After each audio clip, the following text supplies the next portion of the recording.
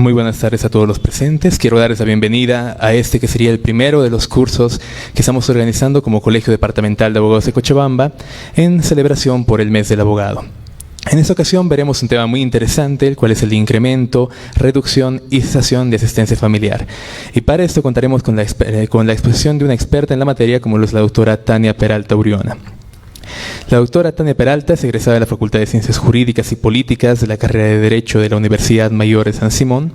Cuenta con formación diplomado en Ciencias Penales en la Universidad de Aquino, Bolivia, en 2002, diplomado en Derechos Humanos, Niñas, Niños y Adolescentes, Instituciones Familiares y Responsabilidad Penal del Adolescente en la Universidad Católica Boliviana San Pablo, en 2017, diplomado en Educación Superior en DECAP 2018, diplomado en Derecho de Familia, Niñez y Adolescencia en la Universidad Mayor de San Simón 2018, diplomado en Administración de Justicia con enfoque de género en la Universidad Pública del Alto 2024 y maestría en Administración de Justicia y Gestión Pública en la Universidad Nacional Siglo XX 2025. En formación judicial especializada es egresada del tercer curso de capacitación inicial para jueces instructores del Instituto de la Judicatura del 2002. Cuenta con experiencia en la función judicial, se desempeñó como juez de instrucción mixto liquidador y cautelar número 2 de Sacaba, juez de instrucción penal cautelar número 1 de Sacaba, juez de instrucción de familia número 4 de la capital, juez de familia número 8 de la capital, el cargo el cual ejerce hasta la actualidad. En cuanto a experiencia en docencia, también fue docente titular e invitada en diplomados, especialidades y maestrías sobre el Código de las Familias y el Proceso Familiar, Ley 603, Niñez, Adolescencia y Justicia Penal para Adolescentes, Código Niño, Niña, Adolescente, Ley número 548 y Ley Integral para garantizar a las mujeres una vida libre de violencia, Ley número 348, en universidades e instituciones de educación superior, públicas y privadas del país, Bolivia y de Colombia. También fue docente de formación judicial del tercer curso de capacitación de jueces de la Escuela de Jueces del Estado del 2023. Con esta presentación, doctora Tania tiene la palabra, puede comenzar con este curso. Muy buenas tardes a los participantes. En principio quiero agradecer a nuestro ilustre Colegio de Abogados por la iniciativa que tiene de hacer estas jornadas educacionales y también, por permitirme agradecer propiamente por me permitir transmitir los conocimientos y toda vez específicamente la experiencia que he adquirido como administradora de justicia. Bueno, el tema que me han pedido desarrollar es respecto a la reducción, aumento y cesación de la asistencia familiar, que vamos para iniciar, es importante conocer de que vamos a hablar de la asistencia familiar y que la asistencia familiar es un derecho que está protegido por la Constitución Política del Estado, está prevista en la Ley 603, en la Ley 548 y propiamente deviene justamente de la protección que se ha reconocido en tratados y convenios internacionales, ¿no? Específicamente la Convención de Derechos del Niño. La asistencia familiar,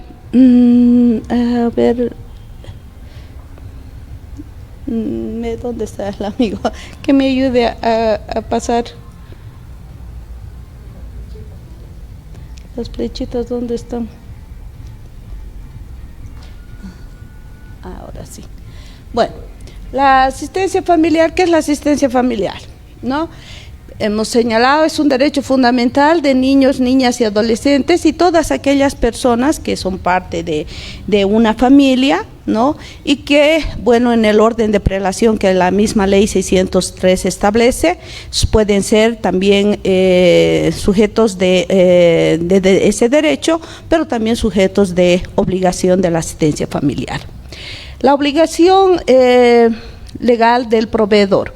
No estamos hablando de que justamente en ese orden de prelación los principales obligados a pasar la asistencia familiar son los progenitores, ¿no? Entonces se establece también de que ya ha habido un análisis doctrinal en la que ya se ha determinado que la asistencia familiar no solamente es un derecho, también es una obligación, ¿no? Y propiamente lo está estableciendo el artículo 109,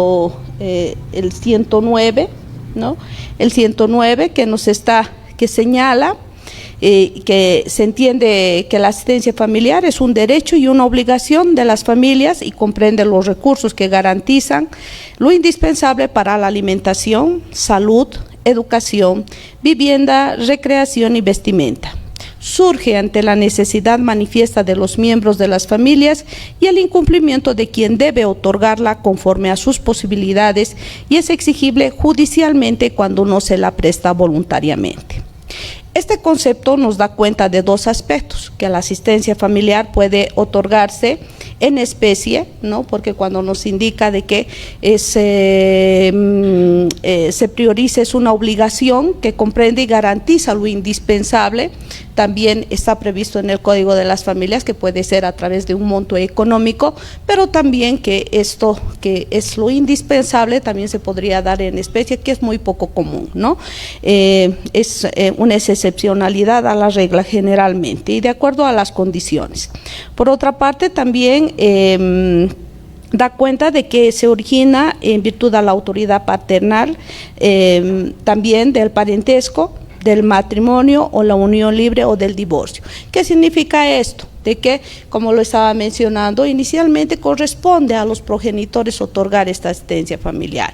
Y si bien se la provee directamente cuando los padres están juntos, pero cuando no sucede esto, por ejemplo, cuando hay una relación que no se ha consolidado en una familia o no ha habido un matrimonio o una unión conyugal libre, entonces estamos hablando de una relación filial, o sea, una relación paternal o maternal, pero que obliga a esos progenitores a cumplir con una asistencia familiar. Como lo señalé, eso se realiza directamente, ¿no? Directamente el papá o la mamá otorgándole una vivienda, otorgando los alimentos de forma directa, está cumpliendo con esa obligación. Pero cuando no se ha formado esa familia, cuando no ha habido esa unión conyugal, ya sea de unión libre o a través de un matrimonio, o cuando se produce la ruptura del proyecto de vida en común o la desvinculación de la pareja que ha habido una unión libre, entonces como efectos de esas situaciones es que se considera primero la situación de los hijos, con quién se quedan, y una vez determinada esa situación, que también se denomina guarda, tiene que determinar una asistencia familiar que va a cubrir el padre o la madre que no se queda con los hijos, ¿no? También ocurre que algunas veces no existen estos dos padres, ¿no? Y estamos hablando justamente en ese orden de prelación que prevé el artículo 112 de la ley 603, de que existen también a otros obligados, que otras personas en ese orden que pueden ser llamados a cumplir esta asistencia familiar cuando no pueden hacerlos los padres. Algo que ocurre muy comúnmente, por ejemplo, y que estamos viendo, de que dada por muchas situaciones, vemos que muchos padres a veces no pueden cumplir, ¿no? O que ocurre de que uno de ellos fallece, o que hay una enfermedad terrible de uno de ellos y que les impiden para cumplir con esta obligación de la asistencia familiar. Entonces se puede, ¿no? Ya está previsto y doctrinalmente está establecido, y de aquello también seguramente han tomado en cuenta en el Tribunal Constitucional, y por esa razón también es de que, al margen de que también está establecido en el nuevo Código de las Familias, es de que se puede recurrir a otras personas, pero una vez que se agote, ¿no? las instancias o se pueda corroborar de alguna manera de que los padres no son los que dan esa asistencia familiar, ¿no? Entonces, un ejemplo les pongo, ¿no? De que, por ejemplo, estaba solamente el papá fallece. Ya no hay quien provea esa asistencia familiar. Entonces se puede ocurrir, si es que hay los abuelitos paternos, entonces se puede ocurrir y se puede plantear la demanda de asistencia familiar a estos, ¿no? Otra situación que también sería bueno siempre aclararlo, porque es algo en lo que siempre se incurre, es por ejemplo de cuando la asistencia familiar están con los abuelitos, ¿no? Y bueno, alguna vez en la práctica, dependiendo mucho también, no había mucha uniformidad al respecto, pero cuando se pedía una asistencia familiar, por ejemplo, les exigían a los abuelitos tener la guarda, ¿no? Entonces un poco se les rechazaba. Hay una sentencia constitucional que dice que no, que hay que privilegiar el interés superior de la niña, niño y adolescente, y en esos casos sí se pueden los abuelitos, una vez que demuestren una situación propiamente tal vez de que no están los padres, además de que demuestren de la necesidad justamente de los niños, e incluso pueden pedir la asistencia familiar contra ambos padres, ¿no? Hay casos en los que se está dando, y la pena es de que se está dando muy comúnmente. La asistencia familiar cubre la alimentación, los requerimientos básicos de subsistencia del ser humano. Estamos hablando de la alimentación, salud, educación, vivienda y recreación, ¿no? El nuevo Código de las Familias, a diferencia del anterior código, es que está preveyendo, ha aumentado dos, o sea, propiamente, más que todo el último, que sería el de recreación, y eso se ha debido a que justamente antes yo he sido juez de materia familiar, de juez instructor, y donde conocíamos básicamente la asistencia familiar, y habían casos, por ejemplo, en los cuales cuando la demandante, que generalmente era la mamá, pedía una asistencia familiar, o sea, decía, mi hijo hace deporte, mi hijo está haciendo un curso especial, o durante las vacaciones, ¿no? Entonces, pero ¿qué ocurría? La parte demandada respondía, inmediatamente negaba ese derecho, ¿no? Decía, es para lo básico, y entonces como que no consideraba esos requerimientos o ese requerimiento como algo básico. Sin embargo, este nuevo Código de las Familias ha reconocido aquello, ¿no? Entonces, por eso es que la recreación, eso es fundamental, porque también hace a que ese beneficiario se desarrolle de forma integral, ¿no? O sea, pueda hacer actividades deportivas, extracurriculares del colegio, pueda tener, esa alegría, ¿no? Que puede generar de repente en un cine, en un parque, ¿no? Entonces, está considerando todos esos esa situación ha considerado el nuevo Código de las Familias, ¿no? Al margen de que también hay sentencias constitucionales que están corroborando esa situación, y de que el derecho a la recreación es fundamental para el desarrollo integral del ser humano, ¿no?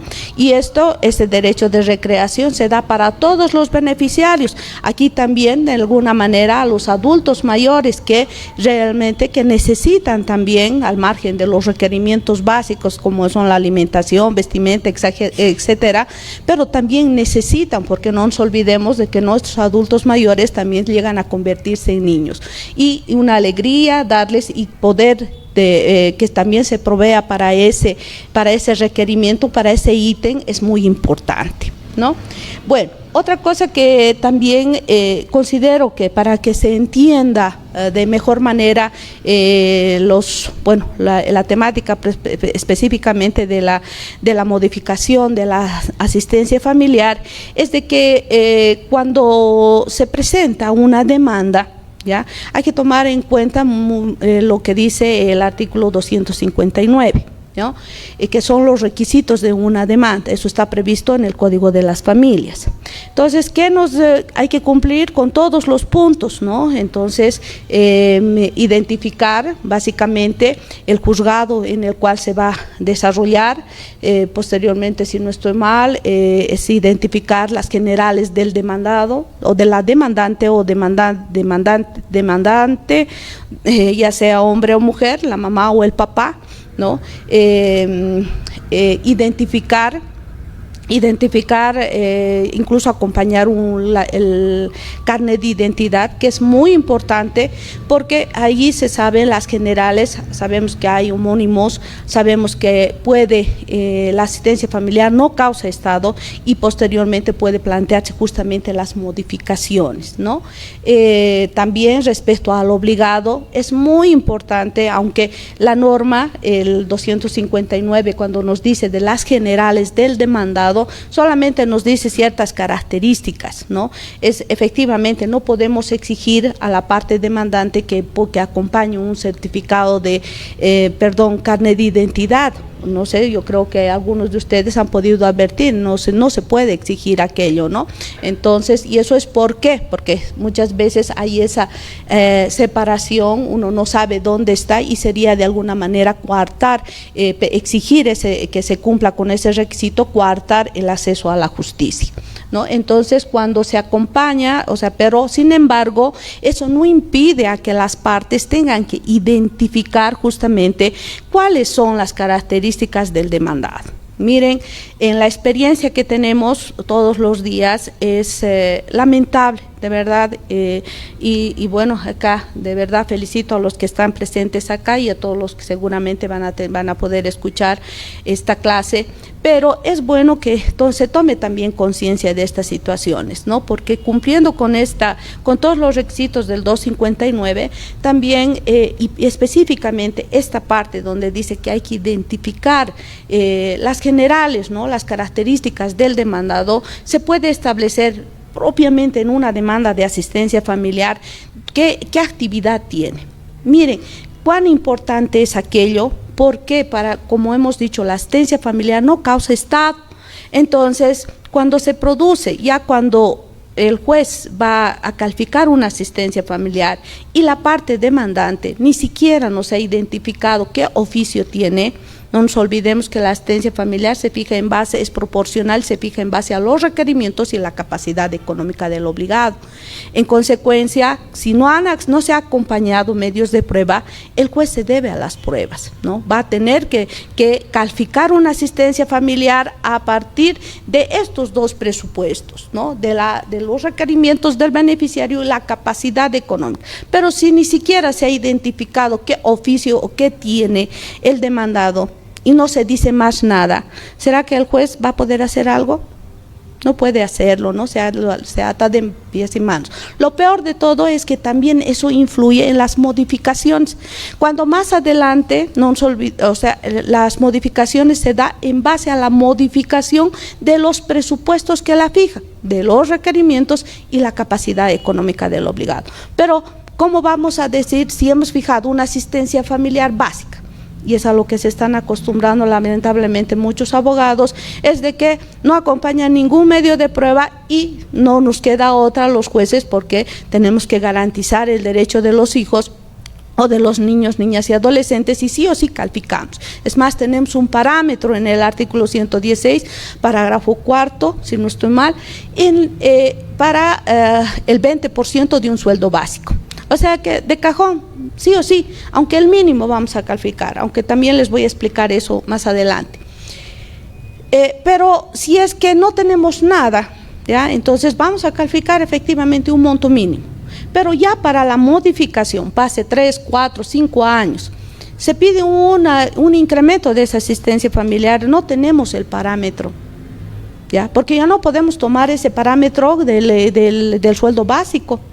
Obviamente lo hacemos, ¿no? En los hechos lo tenemos que hacer porque tenemos las autoridades jurisdiccionales, tenemos que buscar los modos o los mecanismos, cómo vamos a justificar una resolución que vaya a proteger al beneficiario, ¿no? Entonces, sin embargo, vean cuán importante es de que identifiquen mínimamente, ¿no? Yo sé que cuando llegan los litigantes, a veces entendemos de que sean personas que bueno, de repente no tengan conocimiento, hayan tenido una relación muy esporádica, ¿no? Y no sabían dónde era. Pero de miles, eso es uno. ¿Ya? Yo siempre digo una cosa, y cuando incluso lo digo hacia los abogados cuando quieren poner ese pretexto, y les digo, no estamos en la época de la cachaña, cuando eran nuestros abuelitos podían decir eso, ¿no? Sí, no sabía quién era, cómo era. ¿no? Pero sí, hoy en día, incluso sabemos por los medios, por la tecnología nos ha abierto tantos medios de comunicación, y por las redes sociales incluso es identificar, ¿no? Entonces podemos de alguna manera saber qué actividad, qué oficio tiene esa persona. Miren, un ejemplo, si pone chofer o que trabajaba como chofer, ya suficiente. A mí me da las armas para decir, esta persona si conduce puede trabajar como chofer, ¿no? Entonces, y si trabaja como chofer puede generar recursos económicos, entonces me va a permitir justificar por lo menos que no le debes un básico, sino voy a decir, a esta persona ni siquiera no le han citado legalmente con la demanda de asistencia familiar, no se ha personado, no obstante de eso, entonces ¿qué me da a entender de que a esa persona no le interesa? Pero mientras se cumplan las reglas del debido proceso, yo tengo esa facultad y tengo que agarrarme de lo que puede. Y si me dan las armas, obviamente voy a poder proteger de mejor manera al beneficiario. Ahora, lo propio también ocurre justamente con los requerimientos, ¿no? Con los requerimientos básicos del beneficiario. En mis audiencias de conciliación yo pongo este ejemplo, ¿no? El juez es como si estuviera agarrando, representa al Estado, representa a la justicia, y esa señora que está con sus ojos vendaditos, pero que está agarrando una balancita, ¿ya? Entonces, ¿qué sucede? La parte demandante, cuando presenta una demanda de asistencia familiar, tiene la obligación y la carga probatoria de justificar los requerimientos y la capacidad económica, porque esos son los dos presupuestos que prevé el artículo 116 para calificarse la asistencia familiar. Y como que tiene la carga probatoria, entonces tendría la obligación, y no tendría la obligación las partes, o sea, los litigantes. ¿Quién tendría la obligación de prever aquello? Son los abogados, porque los abogados son los que conocen de derecho. Por eso un cliente acude a un abogado para que lo oriente y haga lo correcto, ¿no es cierto?, para que haga valer sus derechos. Entonces, cuando se presenta la demanda, es más, les digo, tiene que ser en cualquier materia, un abogado tiene que ser, cuando se presenta una demanda, es como declarar la guerra. ¿Y un buen soldado qué hará? Seguramente, exacto, aparte de prepararse, va a ser toda una estrategia, ¿no? Ese es el buen soldado, porque seguramente va a decir, si voy a luchar, no sé, voy a hacer en el aire, en el mar, en la tierra, no sé, de acuerdo a eso va a adquirir sus medios de defensa, ¿no es cierto? Va a atacar seguramente las armas con las que va a luchar, ¿no? Y lo propio cuando es la parte demandada, le ha declarado la guerra y lo propio tendría que hacer. Y por eso un buen abogado, ¿qué es lo que tiene que hacer? No prever antes, más aún ahora que los códigos, o sea, todos los códigos bolivianos han establecido en los procesos judiciales la oralidad. ¿Qué implica aquello? De que los procesos son cortitos. Los plazos son cortos, ya no es como antes de que tenía que un proceso de asistencia familiar duraba pues meses, años, ¿no es cierto? En un divorcio todas, ¿no?, las demandas de asistencia familiar, modificaciones, división y partición de bienes, hoy en día sabemos que ya no. Es más, estamos viendo cómo incluso los divorcios están saliendo incluso en el día, ¿no? Entonces, ¿qué corresponde a los abogados, no? Seguramente hablar con sus clientes, decir, a ver, ¿cuáles son las características? Si tiene un niño bebé, seguramente lo básico que puede acompañar para justificar los requerimientos es pues seguramente su carnet de vacuna, ¿no es cierto? Tal vez si lo lleva a alguna guardería. Es más, ¿saben? Como la carga de la prueba les corresponde a los dos, y el 328 dice, las afirmaciones de la parte demandante deben ser desvirtuadas por la parte demandada. Entonces, cuando la parte demandante, en un ejemplo les doy, una vez me han sacado una foto de una lata de leche nido, ¿ya? Y yo la he aceptado como medio de prueba. ¿Por qué? Porque le he corrido traslado. ¿Y qué era la obligación de la otra parte? Demostrar que no era una lata de leche, ¿no? Y que no desvirtuar lo que estaba diciendo la mamá, que su hijo era lactante y que bueno, la leche materna no le era suficiente y que usaba fórmula, ¿no? Entonces, para demostrar, quiero hacer una puntualización al respecto. El que se demuestre los requerimientos de los hijos no es algo accesorio, porque hay una presunción legal, especialmente para los niños menores de edad, ya, niños, niñas y adolescentes. Se presume la existencia de sus requerimientos básicos, ¿no? Las autoridades tenemos que presumir que existen, porque si no estarían muertos, ¿no? Pero en un proceso judicial, el que se pueda demostrar de mejor manera o de alguna manera esos requerimientos, va a ser siempre, es como que a la balancita le van a poner algo de peso, ¿ya? Y va a permitir equilibrar con ese otro lado de la capacidad económica del obligado, ¿ya? Es más, otra cosa que también quiero puntualizar y que es muy común que los abogados, cuando se les dice esto o se les reflexiona o les llama la atención, uno que nos dice, es que mi cliente no va pues a un supermercado, no va a una tienda donde le van a dar facturas, es que es de escasos recursos. Pero yo les pregunto, ¿en qué parte del Código de las Familias dice que tiene que demostrarse a través de recibos o de facturas? En ninguna parte dice, ¿ya? Ahí nos da una serie de medios de prueba que son testificales, nos dice documentales, nos dice inspección, o sea, tantos medios de prueba que obviamente tienen que ser pertinentes un poco a la demanda, pero sin embargo existen. ¿Ya? Existen, y no es un argumento, pero eso les digo, para los abogados, el decir, es que no va, es que no tenía facturas o recibos.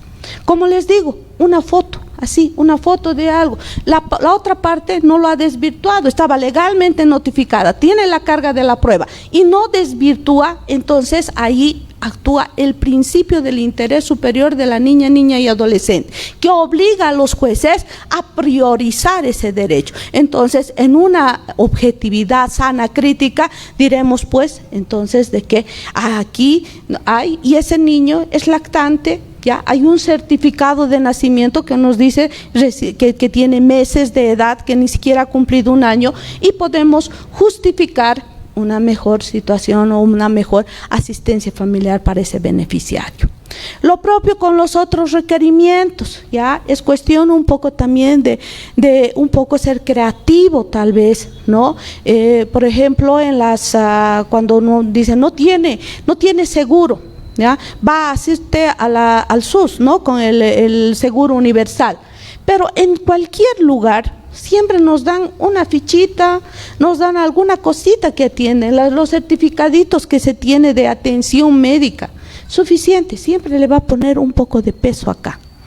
Ahora, de los colegios, en la cuestión de educación, ¿ya? Está también las libretas escolares, ahora nos dan digitalmente, hay que sacar una fotocopia, la lista de los materiales de los chicos, ¿no? Siempre hay alguna cosita que nos pueden otorgar, y si no lo hacen, incluso en algunas unidades educativas, no quieren dar, y hay veces los abogados dicen, pero no tiene ningún sello, no va a tener ningún valor. No es así, sí se va a valorar.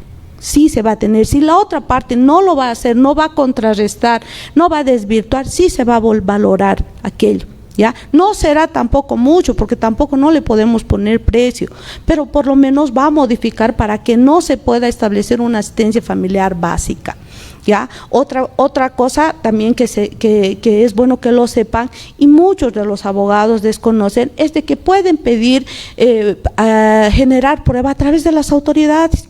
Por ejemplo, cuando no les quieren dar una certificación en algún colegio, unidad educativa o alguna institución, incluso para demostrar los requerimientos o la capacidad económica del obligado, al juez. Hay que pedirle al juez y decirle, señor juez, este señor trabaja en tal lugar, solicito que se pida una certificación de cuánto gana. A la unidad educativa queremos saber si hay algunos aportes, qué es lo que se realiza durante el año. Hay aportes y aparte de la pensión, a veces son colegios de convenio, por ejemplo, ¿no? Si existe algún aporte, no los dan y ahí tenemos prueba, estamos generando prueba. Respecto a la vivienda, y esto también tenga mucho cuidado, ¿ya? Cuando se presenta una demanda de asistencia familiar o de cualquier naturaleza, no se olviden de que el juez, bajo el principio de congruencia, se debe a lo que las partes le piden. Solo puede pronunciarse sobre lo que le piden las partes. Si me dicen papas, tomates y locotos, solo sobre eso me voy a pronunciar. Pero si en el momento me aparece y me dice, no sé sobre zapallos o alguna cosa, otra cosa, no puede el juez pronunciarse. Por eso es importante que cuando presenten la demanda, siempre se identifique en el orden que corresponde lo que específicamente se quiere pedir. Y respecto a los medios de prueba, por ejemplo, en la vivienda, ¿no? Dicen, nos acompañan una serie de facturas de luz, facturas de agua, de servicios, de teléfono, de internet, acompañan, pero están a nombre de terceras personas. Yo les pregunto, ¿será que si a ustedes les pasan un documento donde les pasan y les dicen, no esté mi nombre, yo les digo, este documento hágalo valor como medio de prueba, pero no esté mi nombre, ¿ustedes lo harían valer? No ve. Entonces, lo que hay que hacer es de que, no obstante, y otra cosa que siempre, erróneamente se entiende, es que hay un contrato de alquiler, ¿no? Es que como no hay contrato, porque no ha querido, para evitar los impuestos y todo eso, no hay contrato, es un contrato verbal, y por eso me ha dado sus facturas. Eso tienen que decirlo. O sea, no hay problema, no es cuestión de que el juez les va a decir, ¿dónde está el contrato? ¿Dónde está? No, si no hay contrato yo no le hago valer, no podemos hacer eso. Pero sí, efectivamente, tampoco no podemos hacer valer cuando nos pasan una factura, ¿ya?, de X persona y que no tiene ninguna relación con el proceso. Es más, si lo consideramos, la parte demandada puede venir y observar y decir, no es parte en el proceso porque usted ha valorado ese medio de prueba, ¿no? Entonces es muy importante de que cuando acompañe, y es también bueno desarrollar, es una buena práctica que en la demanda, en cualquier demanda que hagan, identifiquen sus medios de prueba, ¿no? Es más, la ley lo dice, pero realmente específicamente con relación a los testigos, ¿no?, que nos dice qué es lo que se establezca, qué es lo que van a declarar sus testigos. Pero de la misma forma tal vez podrían hacerla también con todos sus medios de prueba y orientarle, dirigirle al juez para que el juez también pueda captar de mejor forma esos elementos de prueba que le están sirviendo de base para justificar la pretensión, ¿ya? Ahora, la parte demandada también sabemos que tiene la carga de la prueba, no siempre van a ser abogados de la parte demandante. Igual la parte demandada tiene que observar esas situaciones, porque si no lo observa, el que calla otorga, ¿no? Entonces no está, y tampoco no es que cuestión de decir, no ha demostrado, no ha justificado y me está pidiendo. La carga de la prueba les corresponde a los dos, no es a uno, ¿ya? Entonces hay que quitarse ese chip que dice, es que la parte demandante ha pedido esto, pero no está demostrando. Lo que tenía que es justamente las afirmaciones que pueda hacer la parte demandante, la parte demandada tiene que desvirtuarlas y con elementos de prueba, porque las subjetividades no valen. Entonces, y aparte de decir, como no ha aprobado los requerimientos, no ha aprobado mi capacidad económica, entonces yo no voy a dar una asistencia familiar, ¿no? Tampoco no corresponde, porque reitero, la carga de la prueba les corresponde a ambas partes, ¿ya? Y lo mismo, también es oportuno que observen esa situación. Lo están haciendo generalmente durante las audiencias, ya en el juicio oral, donde ya no es pertinente. ¿no? O acompañar prueba de reciente obtención para ambas partes, ¿no? Si bien la norma nos faculta acompañar prueba de reciente obtención, pero hay dos situaciones al respecto. Se tiene que cumplir con esas características. Prueba de reciente obtención o recién conocimiento tiene que ser aquellos medios de prueba que se generan después de admitida la demanda hasta el día de la audiencia del juicio oral. No antes. Si hay, entonces no es. Y otra cosa, acompañarlo a último momento. Es más, yo discrepo con algunos de los colegas, por ejemplo, de mis colegas que, por ejemplo, presentan la prueba de reciente obtención el día de la audiencia de juicio oral. Y como sabemos de que la asistencia familiar se fija, se aplica el procedimiento extraordinario y la audiencia de juicio oral se lleva conforme el artículo 440. En el 440 en ninguna parte dice que el juez tenga que aceptar, pues, y estarle recepcionando un juramento de ley para que se acompañe con prueba de reciente obtención. Además, yo creo que ahí sí estamos afectando el debido proceso. ¿Por qué? Porque el procedimiento o la ley prevé los plazos, los momentos oportunos en los cuales se va a acompañar la prueba con la demanda y con el responde. O hasta antes de la audiencia esa prueba de reciente obtención o de reciente conocimiento, ¿no? Sé que algunos jueces lo aceptan, pero particularmente yo no lo hago. Es más, porque considero que es una responsabilidad de los abogados, ¿no?, prever esa situación. Sabemos que también los abogados que cobran un monto económico, no es gratis, pero en todo caso corresponde hacer bien ese trabajo, ¿no?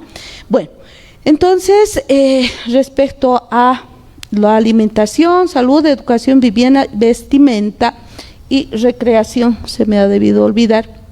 Sabemos que también cuando se proceda incluso la modificación de la asistencia familiar, entonces también, ya sea para rebajar o para incrementar, tiene que también demostrarse de cómo se han modificado estos presupuestos, tanto los requerimientos como la capacidad económica, desde la fecha en que se ha determinado. ¿Ya? Entonces eso es muy importante.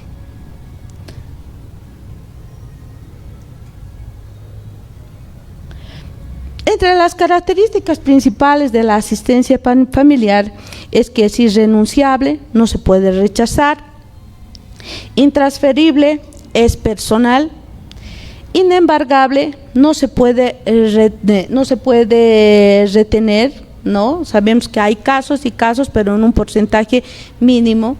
Incompensable, que no se puede pagar a otra persona. Esto de lo incompensable, los tres primeros son con relación al derecho, y el que es incompensable, esa característica de la incompensabilidad, es relativo a la obligación, ¿no? Sabemos muy bien que muchos obligados dicen, no, yo le he dejado una casa, yo le he dejado todo, no me he ido con mi ropa puesta, ¿no? Y entonces que se compense. Entonces, incluso cuando han suscrito acuerdos en los cuales se ha determinado de esta manera, o por ejemplo que cuando ya se ha calificado una asistencia familiar, se ha liquidado incluso, y hacen sus acuerdos donde dice, ya en compensación a lo que lo ha dejado la casa, es que yo le voy a perdonar la asistencia familiar. Ya no procede. El juez va a revisar eso, y como es algo contrario que va a afectar a este derecho y es contrario a esta característica, entonces de plano va a rechazar ese documento. Esto también lo menciono porque está siendo muy común que cuando se ejecutan los mandamientos de apremio nos acompañan estos documentos en los cuales hay esto, ¿no? Se establece, o las partes están estableciendo esta como negociación, se podría decir, que no corresponde. Entonces lo lamentable es de que ya la parte está queriendo salir, es más motiva acciones de libertad y un montón de cosas, ¿no? que aparte de que a las partes les genera también recursos económicos, a nosotros también, a los cuales nos ponen en una situación difícil, porque hay que atender, hay que presentar los informes, hay que presentarse ante la autoridad que está conociendo la acción, y es todo un problema. Pero como les digo, estas cosas se pueden evitar simplemente respetando también estas características. Bueno, entre otras características de la asistencia familiar, y bueno, las he identificado para justificar las modificaciones de la asistencia familiar, es que es ajustable, puede modificarse, y también es proporcional. Primero, ajustable, ¿no? Puede modificarse. ¿Por qué? Porque hemos dicho que la asistencia familiar, como no causa estado, y se modifica de acuerdo a la modificación que se produce en los dos presupuestos de la asistencia familiar, ¿no? Estamos hablando de los requerimientos y de la capacidad económica del obligado. Ahora, esa modificación, cuando se presentan, por ejemplo, las demandas, puede justificarse, ¿ya?, en solo uno de ellos. No es necesario que siempre existan los dos, pero aquí está el punto y que tienen que considerarlo. Tiene que, por decirse, o sea, es bueno que se establezca que es por uno de los requerimientos, identificar por cuál de los requerimientos se está pidiendo la modificación, ¿ya? Porque si no hacen esa identificación expresa en la demanda, entonces el juez, que siempre va a proteger el derecho del beneficiario, va a considerar los dos, ¿ya? Un ejemplo, si cuando me dice, plantea una demanda de rebaja de asistencia familiar, o sea, la característica es de que para la rebaja es de que se haya modificado la capacidad económica del obligado, ¿ya? Pero si no me dice, solamente estoy basando en esto, se supone que también tiene que justificar de que de alguna manera se ha modificado el otro presupuesto, porque son los dos. No nos olvidemos que es proporcional, ¿no? Si es proporcional, entonces tiene que justificar. Pero si me dice específicamente, me dice, señora juez, estoy justificando la modificación de la asistencia porque se ha modificado mi capacidad económica, ya no tengo esa capacidad económica que cuando se determinó el monto de la asistencia familiar, ¿no? Entonces eso hay que tener mucho cuidado por si acaso, ¿ya? Ahora, pero tampoco no es eximente, ¿ya? Por si acaso, ¿no? O sea, el que no lo coloquen también no quiere decir que no nos vamos a pronunciar, sí, pero en la valoración que vamos a hacer de los elementos de prueba también podemos colocar como argumento de que como no ha especificado, tampoco no ha demostrado que los requerimientos del beneficiario o la beneficiaria se hubieran modificado, hubieran reducido, que mal que bien es un argumento en el que podemos sostener la resolución, ¿ya? Entonces, es modificable, es proporcional, justamente, ¿por qué? Porque hemos dicho que es en base a los dos presupuestos de la asistencia familiar, se en base a los dos presupuestos, por eso está la balancita, ¿ya? Entonces, como tiene que demostrarse la modificación de los dos presupuestos. Puede ser para cuando se aumenta o cuando reduce, se tiene que demostrar de qué forma se ha modificado esa asistencia familiar, o sea, la capacidad económica, perdón, de cuando se determinó la asistencia familiar. Ahora, para la reducción, me voy a adelantar un poquito a la... previamente otra de las características es que es variable, cambia según las circunstancias, o sea, sabemos de que en el transcurso del tiempo pueden cambiar los dos presupuestos, ¿no? Ahora sí, vamos a hablar de la disminución de la asistencia familiar, ¿ya? Básicamente la reducción siempre se va a dar por la reducción de la capacidad económica del obligado, ¿ya? Muy pocas veces es que es hasta antinatura, se podría decir, de que vayan a rebajar los requerimientos de los beneficiarios. Nunca rebajan, ¿no? Siempre van a ir en aumento. Entonces, aunque han habido casos en los cuales se ha dado, ¿no? Por ejemplo, aquellos donde se ha fijado una asistencia familiar que era bastante alta, ¿no? O sea, demasiado, para incluso, ¿no? Un ejemplo les pongo, para un niño recién nacido que se fijó una asistencia familiar de 5.000 bolivianos, ¿no? Entonces, también, no obstante de que haya podido rebajar los requerimientos de la capacidad económica del obligado, es obvio, ¿no? De que un niño de meses, o sea, con tanta, no nos olvidemos también de que la obligación de la asistencia familiar les corresponde a ambos. Y si estamos considerando que tanto el papá estaría cubriendo 5.000 bolivianos y la mamá 5.000 bolivianos, obviamente, entonces no es muy congruente de que con 10.000 bolivianos para un recién nacido, ¿no? Entonces puede darse, se han dado también esas situaciones.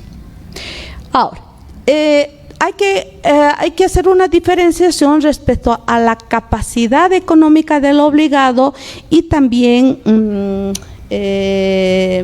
sus posibilidades económicas, ¿ya? La capacidad económica es la que con la cual ya puede ser a través de acuerdos, ¿ya? Porque no hay que olvidar de que la asistencia familiar se puede también determinar a través de los acuerdos, ¿ya? Que en realidad como hemos dicho, es un derecho fundamental, ¿ya? Es un derecho de vida a la asistencia familiar, y que lo que correspondería a los padres, por ejemplo, es de que cuando ha habido no se han quedado juntos, no han formado una familia, o cuando ha habido una desvinculación como pareja, lo correcto es pues de que conciencialmente digan, acá no tiene la culpa nuestro hijo, y obviamente de acuerdo incluso a esa capacidad, al estatus de vida que le han dado a ese hijo, tendrían que determinar voluntariamente un monto, ¿no? Algunos lo hacen, ¿no? Por eso es que los documentos, los acuerdos, o incluso en el divorcio, los que acompañan en los acuerdos reguladores que está previsto en el 212 del Código de las Familias, también como efectos del divorcio se califica una asistencia familiar, y obviamente tendría que ser de acuerdo a ese estatus de vida. Lo conciencial es de que los hijos no han pedido venir al mundo, en consecuencia no tendrían por qué pagar las consecuencias de las decisiones de sus padres, y por eso cambiar desde ya una ruptura, el que incluso cuando hay una familia y hay una desvinculación, es pues un terremoto para los hijos, ¿no? Entonces se los desestabiliza de tener algo que bueno, incluso que muchas veces cuando tienen a los papás, o cuando han tenido esa dicha de tener a los papás, los han visto juntos o vivían juntos con ambos padres, incluso cuando no falta un amiguito, un vecinito, un compañerito de colegio que ven y que dicen pues, ay, mamá o papá, miren, tengo un compañerito que vive con su abuelita nomás, o sus papás no están juntos y mira, sufre o tiene este problema.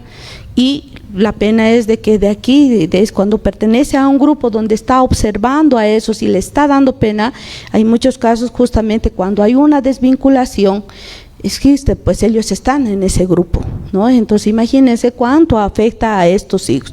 Y encima de eso, que por la diferencia de los padres y porque no han tenido la responsabilidad incluso de prever estas situaciones, es que los quieren afectar a los hijos. Por eso es que hay muchas mujeres, bueno, tratándose de las mamás, que no cumplen la finalidad, o sea, no buscan esa finalidad, es que más bien se proteja, que se mantenga ese estatus de vida con su hijo, que trate de evitar, y más bien como una especie de venganza con el varón, ahora sí lo agarro del cuello y le saco la asistencia familiar y ahora me tiene que dar todo, ¿no? Y de parte del obligado también, que llega al otro extremo también, donde dice, es que me está queriendo hacer que por mala, que porque me concede conseguido otra pareja, de rabia me está haciendo, y ya también como si fuera un limosnero su hijo, está pidiendo, está regateando y está queriendo dar lo mínimo. Y a veces llegan a la incongruencia de ofrecer asistencias familiares de 100 bolivianos, 200 bolivianos, que ni siquiera ya llega al tope que está previsto por ley, ¿no? Entonces, cuando para la modificación de la asistencia familiar, por eso es que les decía, también es importante que en las demandas judiciales establezcan cuál es la ocupación, porque ese va a ser nuestro parámetro para poder determinar la modificación de la asistencia familiar respecto a la capacidad económica del obligado. Si en el documento se hubiera colocado ¿ya? Que podía, que porque su capacidad económica le permitía otorgar, por ejemplo, para un niño de 3 años, la suma de 800 bolivianos, ¿ya? No nos olvidemos que es como una confesión espontánea lo que está estableciendo. Entonces, le está permitiendo, está diciendo, mi capacidad económica me permite otorgar este monto. No nos olvidemos también de que los contratos son acuerdos bilaterales, que una de sus características es la voluntad. En consecuencia, nadie le está obligando. Por eso les digo, es como una confesión espontánea, donde en el contrato está estableciendo que esa es su capacidad económica, ¿no? Y obviamente la otra parte, la madre, por ejemplo, está aceptando de que hay esa realidad y al aceptar, al suscribir también ese contrato, está asumiendo ese monto. Cosa un poquito más diferente es justamente en las demandas, en la demanda donde, bueno, la parte demandante dice una cosa, ¿no? Y generalmente incluso se va al otro extremo, ¿no? Entonces dice, tiene ese empresario, mire sus fotos que saca en el Face, está de viaje, tiene motos, hace esto o lo otro, ¿no es cierto? ¿Ya? Respecto a los medios de prueba, y para un niño recién nacido o pequeño está pidiendo 10.000 bolivianos, 20.000 bolivianos, cosas que se van al otro lado, ¿no? Entonces, y yo les digo esto que es un poco triste, ¿no? Porque la verdad es que yo digo que los abogados, por eso son los que conocen de derecho, y tendrían que tener también una cierta coherencia, ¿no?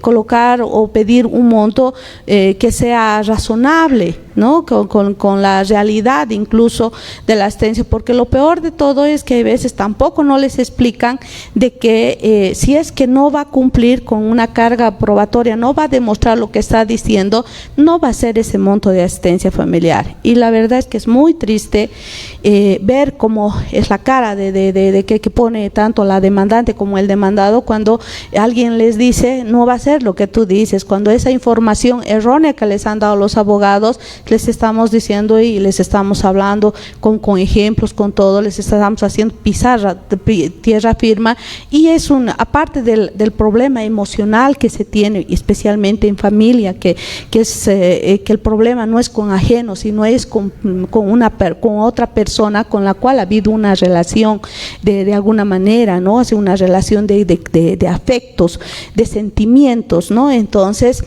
obvio, se ponen, cuando hay las separaciones, por ejemplo, hay un encontrón de esos sentimientos, ¿no? Y para peor que le digan, no va a ser como tú dices, y no va a ser, no le vas a poner soga al cuello, aquí no lo vas a meter a la cárcel porque se va a fijar solo estito, no saben cómo se pone, ¿ya? Entonces, y eso repercute obviamente también en ¿quiénes? En los hijos, ¿no? Entonces, es muy importante de que también en la asistencia familiar, o sea, en las demandas que vayan a establecer, sean realmente de acuerdo al estatus de vida, a la condición de vida que les han dado, ¿no? Por lo menos, obviamente, estratégicamente está permitido de que si por decir querían una asistencia de 800, se pongan 1.000, 1.500, ¿no? Porque sabemos que siempre eso es lo que dicen, ¿no? No te va a dar eso, te va a dar la mitad del juez, ¿no? Entonces puede ser, es normal aquello, ¿no? Entonces son estrategias también de los abogados, ¿no?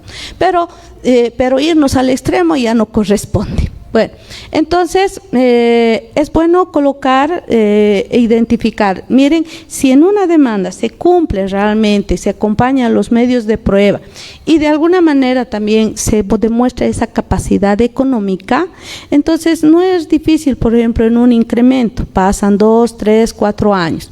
No se olviden.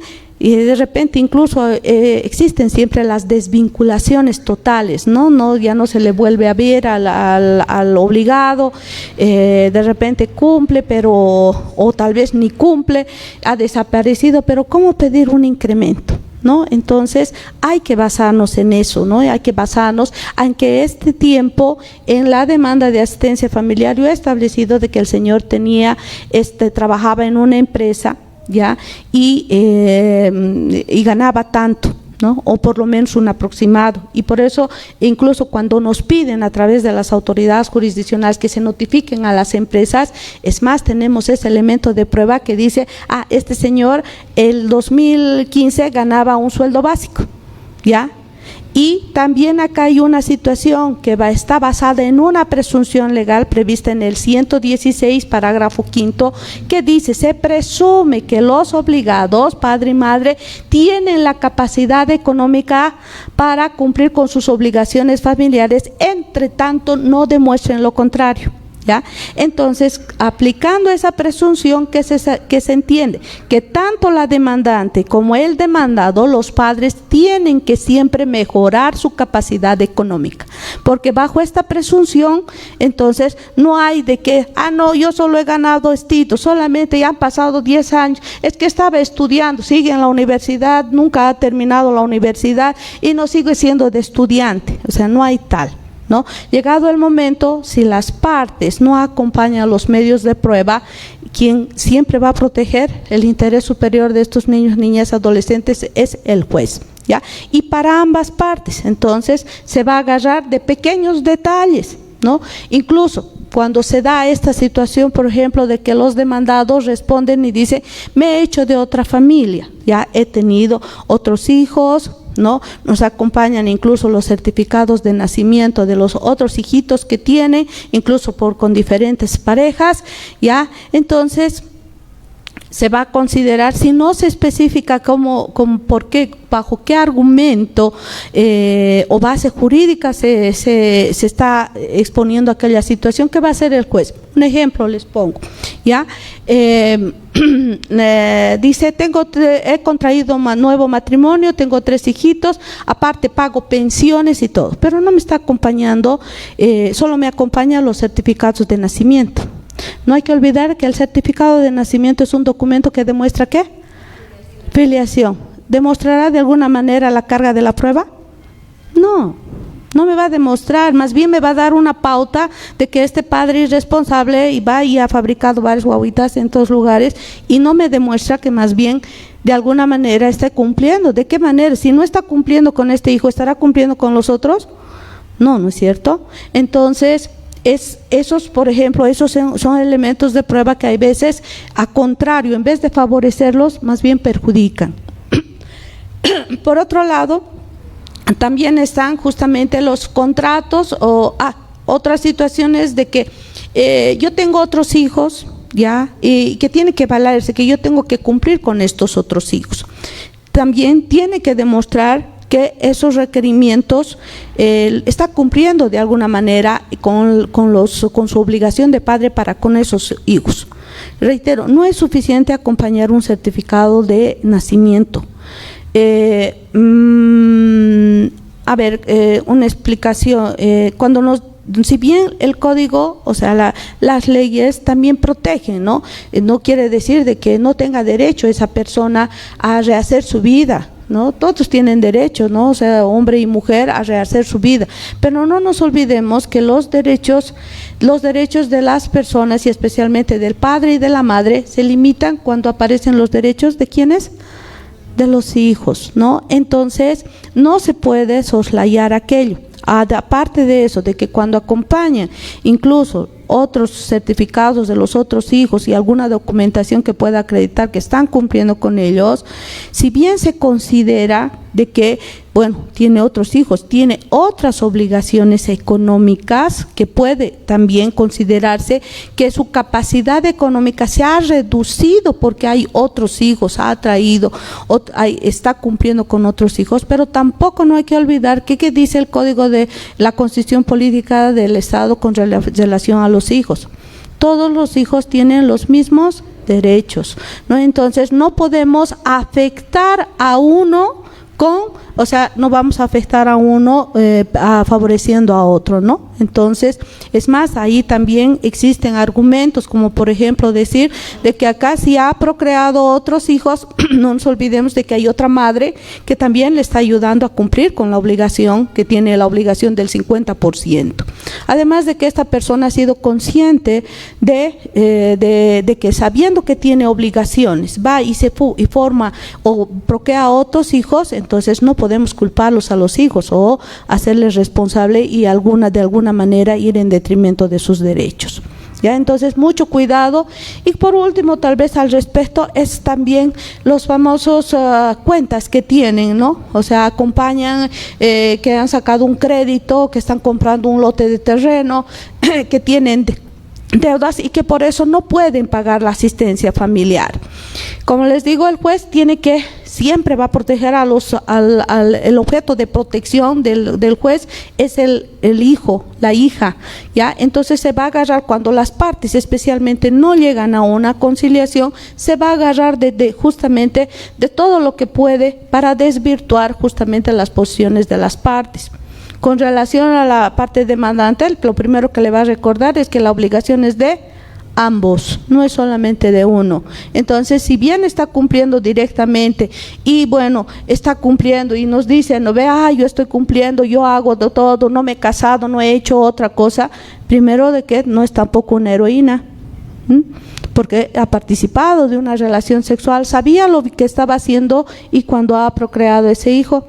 Aparte de eso, también ha estado consciente de que lo ha tenido al menor beneficiario, consciente, se ha quedado con él, ¿no? Y lo que tiene que quedar claro es que no puede constituirse en una heroína, cumple una obligación. Obviamente, el padre o madre hoy en día que cumple con esa asistencia familiar o que se queda con los hijos, realmente es de ponderar, ¿no? No cualquiera hoy en día lo hace. E incluso hoy en día está cambiando tanto la situación y especialmente incluso con las mujeres, que es muy común que hoy en día las mujeres también ya están dejando a los hijos y prefieren pagar una asistencia familiar y como era antes, que antes eso no se veía, ¿ya? Bueno, creo que ya me estoy excediendo. También justamente para las modificaciones, por eso tiene que ser de ambas partes. Ya tiene que demostrarse cómo se ha modificado para una reducción, tendrá que demostrarse de qué forma se han modificado y desde la fecha en que ha sido establecida. Si ha sido a través de un documento, tiene que ser a partir de la fecha de ese documento, ¿no? Si ha sido del 2015, no obstante de que la homologación se hubiera sido después de 5 años, no. O sea, es desde la fecha y desde la fecha también donde se ha determinado la asistencia familiar, es la fecha desde la que va a correr la asistencia familiar, ¿ya? Y cuando se ha determinado judicialmente es también desde la fecha en que se ha determinado esa asistencia familiar, ¿no? Y se ha pasado bastantes años, ya también hay sentencias constitucionales que han privilegiado justamente respecto a estas modificaciones, que respecto a los requerimientos han reconocido de que el ser humano, incluso por su natural desarrollo humano, incrementa sus requerimientos, ¿no? Entonces considera la situación social, el alza de precios, la realidad social, justamente que no ha habido una modificación durante varios años y que por ese desarrollo natural los requerimientos del beneficiario han aumentado y para su desarrollo integral necesita pues una asistencia familiar que pueda cubrir esos requerimientos, incluso con las situaciones reales que se dan en la sociedad, ¿no? Y respecto a la capacidad económica, ahí está la presunción específicamente de que dice de que, bueno, ambos padres siempre tienen que mejorar su capacidad económica y por ende tienen que también demostrar, ¿no? Justificar para un incremento, para una rebaja, demostrar de qué forma se ha rebajado desde la fecha, ¿ya? Y un ejemplo de que si cuando se fijó la asistencia familiar tenía un sueldo básico de 2.500 por decir, ya tiene que además demostrar de que, por decirte, trabajaba en una empresa, ¿no? Tiene que tener el certificado o una certificación, ya sea que pueda emitir directamente o pedir a través del juez de que ha sido despedido, de que ya no trabaja, ¿no? Porque eso es muy común también, de que nos dice, ya no trabajo. Entonces, ¿de cómo sabe el juez de que ya no trabaja? ¿No? Entonces tiene que acompañar. Ya les he dicho, el juez se debe a las pruebas y sin pruebas no puede hacer nada, ¿ya? Entonces, igual respecto a cualquier modificación que tenga respecto a estos justificativos que tiene otra familia, no es que no se van a considerar, también quiero puntualizar eso, se considera, pero no de la forma en que lo pretenden las partes. Yo les pongo este ejemplo, del 1 al 10 se va a considerar 1.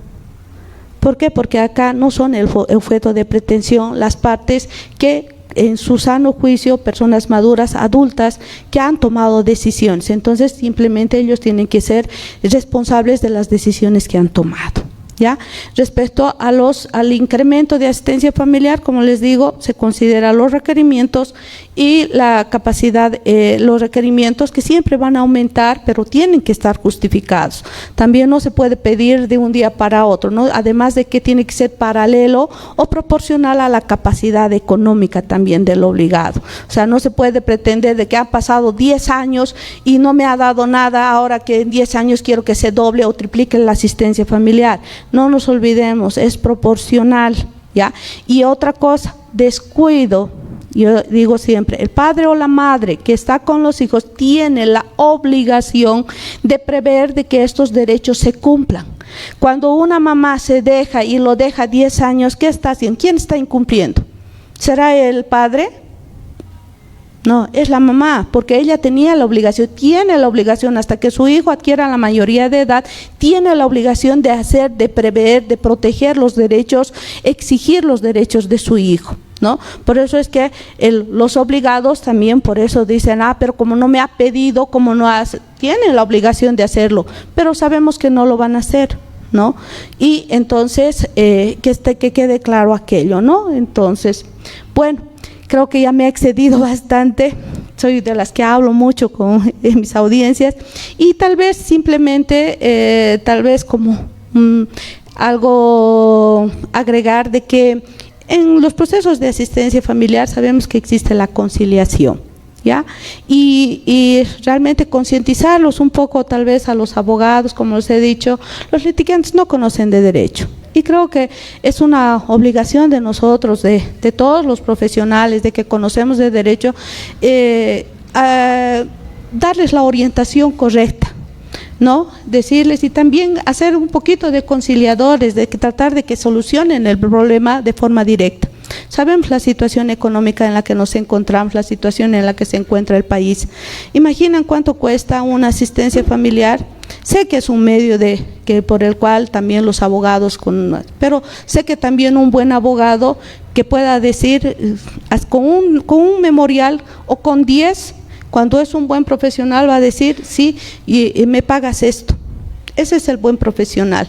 Y que además va a hacer su trabajo, no lo va a mandar a su cliente como oveja y le va a decir, anda vos, anda a reclamar, anda di, y no están sabiendo qué hacer en los juzgados, ¿ya? Entonces, simplemente tal vez exhortarlos, ahora que vamos a tener nuestro recordatorio, el Día del Abogado, nosotros yo creo que somos los primeros, porque somos los que conocemos de derecho, y creo que es lo mejor que podemos hacer con nuestros niños, con nuestra juventud, con nuestro futuro, que va a ser va a hacer a nuestro país grande, ¿no? Entonces trataremos siempre de ayudar y bueno, esa sería mi recomendación. Yo les agradezco mucho por su atención y bueno, creo que con esto he concluido.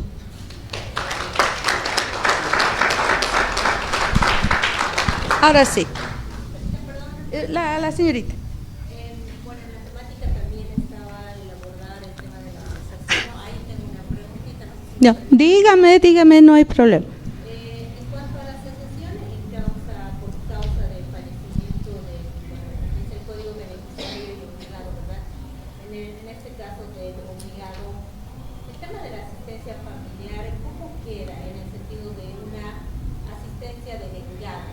O a partir de quién estuviera cubriendo esa asistencia que devengada de muchos años que no se habría cumplido por falta de pienso, como usted dice, de obligación de la madre que no ha solicitado durante todos estos años, y ocurre ahí el fallecimiento del obligado. ¿Cómo quedaría esa situación? Como les decía, la obligación y el derecho son personalísimos. Y si acá la mamá no ha cumplido, por eso hay que tener mucho cuidado. Me estaba olvidando, hay una sentencia constitucional, no sé si es una o ya son varias, hay una contradicción también en esto hay dos sentencias constitucionales contradictorias, pero una de ellas está hablando de la prescripción de exigir la asistencia familiar, ¿no? En aquellos casos, por ejemplo, en los que no se ha cobrado la asistencia familiar y el beneficiario ya es mayor de edad, ya tiene otras familias, tiene otra familia y todo, pero no se ha cobrado y quiere cobrar después, ¿no? Entonces el argumento es de que se ha desnaturalizado la asistencia familiar, porque la asistencia familiar es para quien la necesita y tiene que ser oportuna. Entonces acá, ¿quién ha desnaturalizado primero? La madre. Porque la madre tendría que haber exigido, no haberlo puesto ahí para que se acumule. Obviamente no estamos hablando también de que sea inmediato, ¿no? Pero yo creo que mínimamente 2 años máximo tendría que ser lo que no tendría que pedir. Y justamente ocurren este tipo de situaciones en que el obligado fallece, como son personalísimas, entonces ahí queda, no hay a quién exigirle. No se le puede exigir por ejemplo al papá. ¿A quién se le va? Si es personalísimo, no lo vamos a exigir al hijo o no sé, pues al otro hermano, ¿no? Entonces ahí pierde esa asistencia familiar, ¿no? Entonces por eso es que hay que tener cuidado en que no pase mucho tiempo. No está de más, sabemos que incluso cuando no saben el lugar donde está el obligado o alguna cosa, pero no está de más cada 2 años, cada 3 años pedir una asistencia familiar, ¿no? Ir cumpliendo, y eso también, como les digo, ustedes son los que tienen que orientar al litigante, ¿no? Acá primero el doctor. Doctora, si bien es cierto, la asistencia se fija obviamente conforme la capacidad de pago del demandado y las necesidades o requerimientos del menor, pero a veces se dan situaciones como esta. Vamos a suponer la mujer es de las que tiene muchísimo dinero. Con las circunstancias actuales hay mucha gente que ha perdido sus trabajos y que evidentemente no consigue más trabajo. El hombre, en este caso que ha perdido el trabajo, es más, la figura se dio que como había poder acá, le hizo tanto problema al hombre que lo dejó sin trabajo, la mujer. No, y sabemos cuál es la intencionalidad. Pero sin embargo, si el hombre no tiene trabajo, las necesidades del menor, vamos a suponer, figuraban y eran reales, los gastos que hacían con el menor eran de 5.000 bolivianos. ¿Cuál sería la fijación, por decirle en el caso de usted, uno que ha perdido el trabajo, no tiene ingreso alguno porque al final fue a vivir donde sus padres, y la mujer que tiene muchísimos recursos, pero que demuestra que los gastos con el menor es de 5.000 bolivianos? ¿Cuál sería la fijación de asistencia en ese caso? Yo creo que primero hay que partir de cuál es el objeto de protección acá, ¿no ve? Estamos hablando siempre de una asistencia familiar, de un beneficiario, de un menor beneficiario, ¿ya? Los hijos no piden venir al mundo y por ende no son responsables de las decisiones de sus padres. La ley dice que la asistencia familiar se fija además ambos padres están obligados a cubrir la asistencia familiar, ¿no? Entonces se supone que la mamá, ¿no?, está cubriendo directamente la asistencia familiar, no es que no está cubriendo. La diferencia es de que justamente cuando hay, o sea, la situación es que cuando hay el varón, por ejemplo, ¿no? Que tiene menos de recursos, ¿ya? Y las mamás que sí tienen mayores recursos, como toda mamá o como todo papá que en realidad va a querer darle pues, todo lo mejor a su hijo, ¿no es cierto? Pero sin embargo también ahí lo que los jueces sí podemos ver es justamente cuando existen los requerimientos, ya dicen, no, yo creo que mi hijo esté en un colegio Calvert, hay que pagar la cuestión del servicio de transporte, que tiene una merienda, que tiene esto, que asiste a tales, y entonces demuestra así, con cantidad, con prueba, demuestra los requerimientos de los hijos, ¿ya? Pero no se olvide que eso es proporcional. ¿Y quién tiene entonces? El demandado tiene que demostrar su capacidad económica y tiene que decir, no es suficiente decir, es que ella le pone a este colegio, no me ha pedido autorización, le ha puesto al colegio más caro de este mundo. O sea, ese no es el argumento y es lo que generalmente me menciona. El argumento más sólido, ¿qué va a hacer? Demostrar mi capacidad económica. Yo no tengo un sueldo, no soy empleado.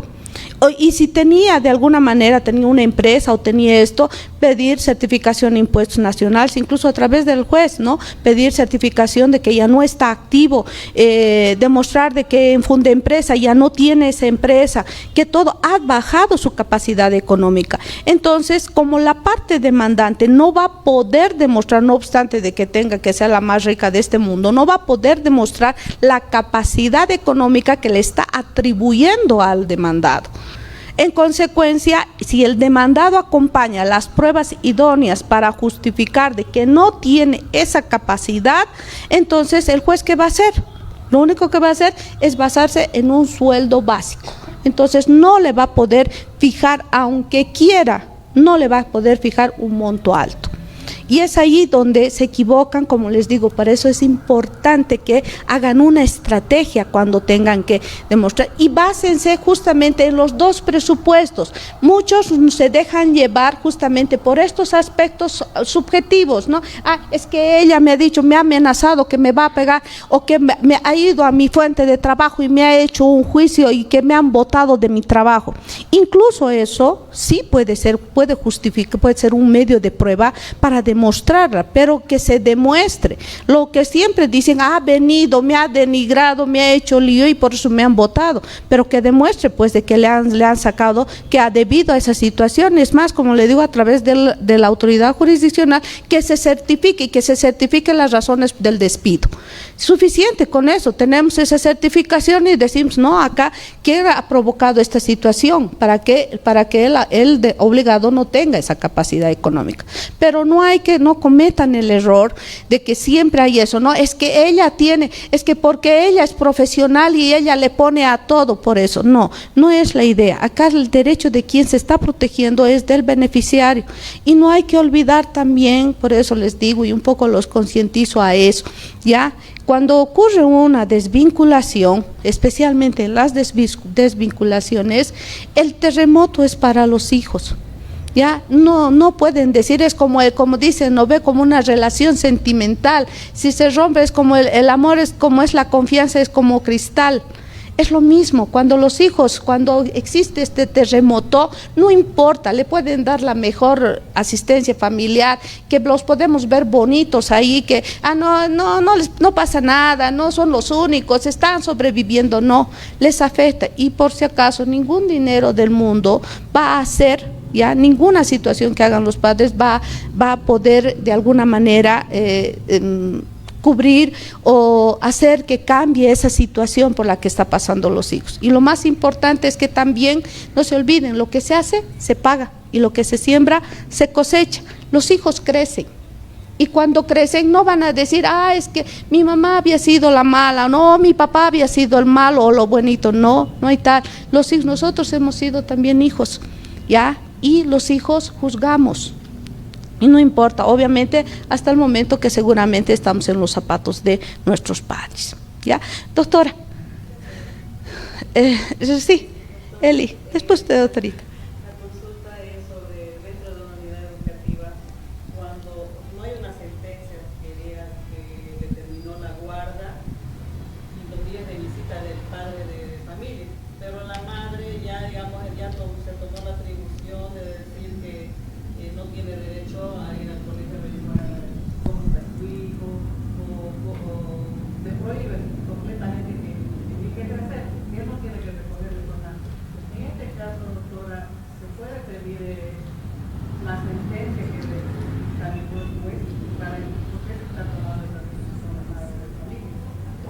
primero que hay que empezar, y esto tampoco no se olviden, que es muy común, cuando se ingresa a un proceso judicial, ya, no se olviden, todo tienen que avisarle al juez.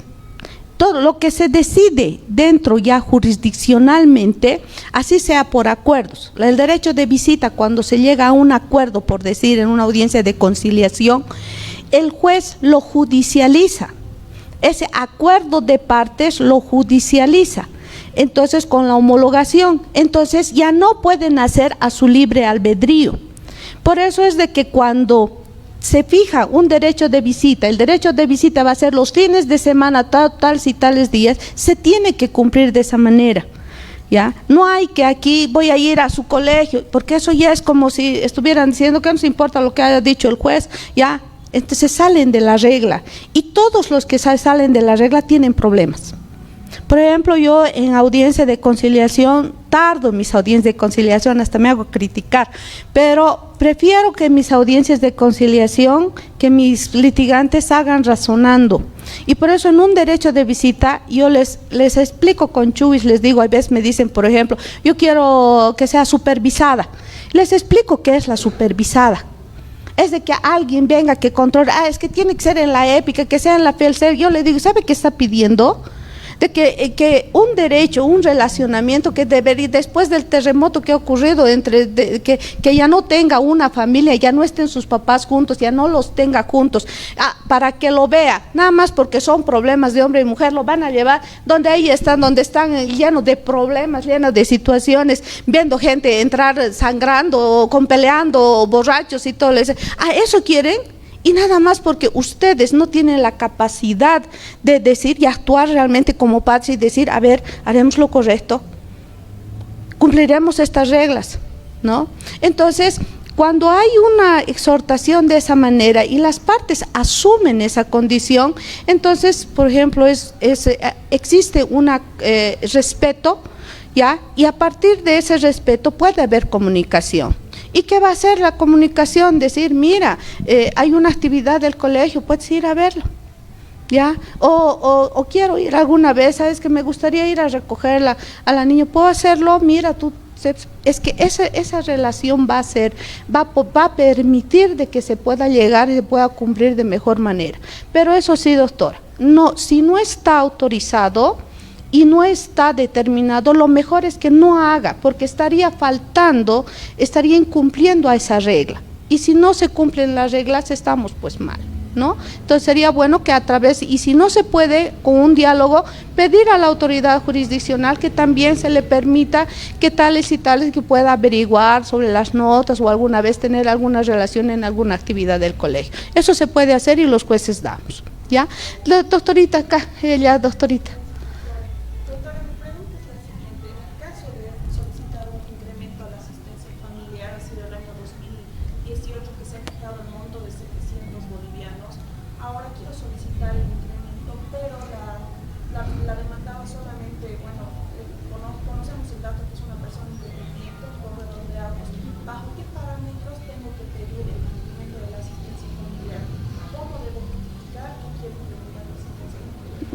Cuando no se tiene, no hay esa relación, se desconoce dónde está y como que hay muchas personas de que no tienen un sueldo, que es una boleta o algo, o alguna situación. El principal argumento para mí es justamente el incremento de los requerimientos de los beneficiarios, ¿no? Hay una sentencia constitucional, no me acuerdo, a ver, se la voy a pasar, acá está, creo, si no me equivoco. Es esta, es la sentencia constitucional 1203, quebrado 2019. Si no me equivoco, es de 5 de marzo del 2019, que es en su ratio decidendi, o el precedente que establece, es de que los requerimientos de los beneficiarios incluso se incrementan por su natural desarrollo humano, ¿ya? Y por todas las circunstancias que podrían haber acontecido, ¿no? Entonces estamos hablando del alza de la canasta familiar, la situación, la inflación, etcétera, ¿no? Que se consideran que no ha habido un incremento en bastante tiempo, ¿no? Porque tampoco no hay que olvidar de que si no lo hace la parte demandante, el padre también no es un óbice de que no existe un óbice legal que le impida incrementar la asistencia familiar, que es lo que debería hacer, ¿ya? Allá, a la doctorita de lentes. Sí.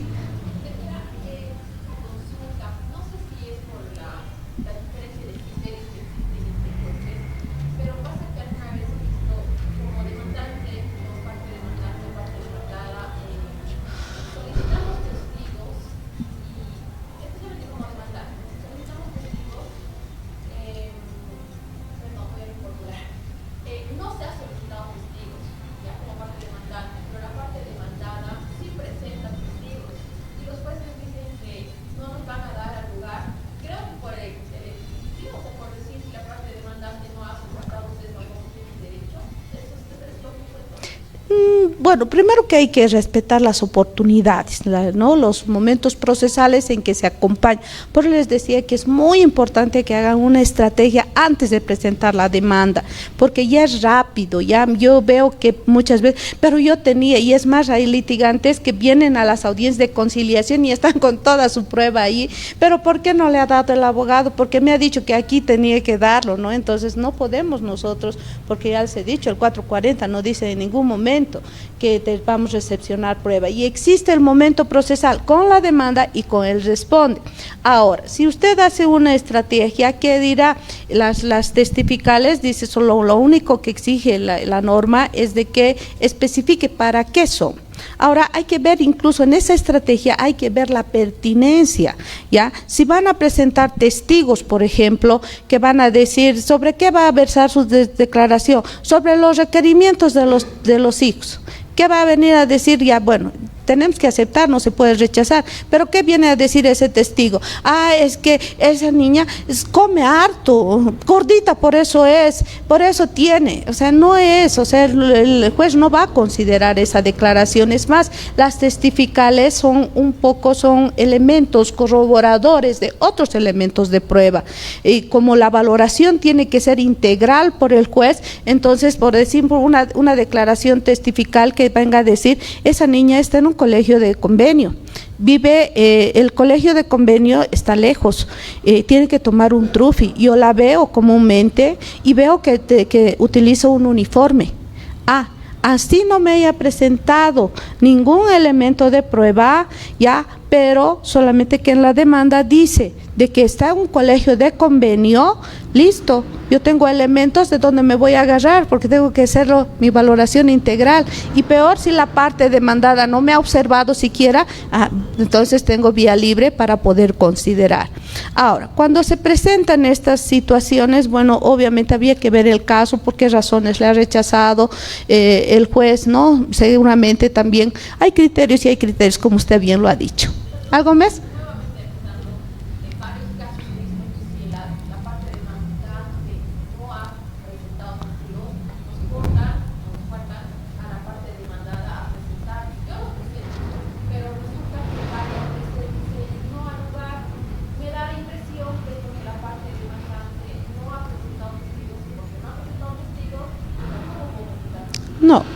No tendría que haber eso, doctor. No le puedo asegurar, pero no tendría que haber, y usted podría plantear un recurso de reposición en caso de que no justificara adecuadamente el rechazo de ese medio de prueba. ¿Ya? Doctor, acá el doctor primero. Después.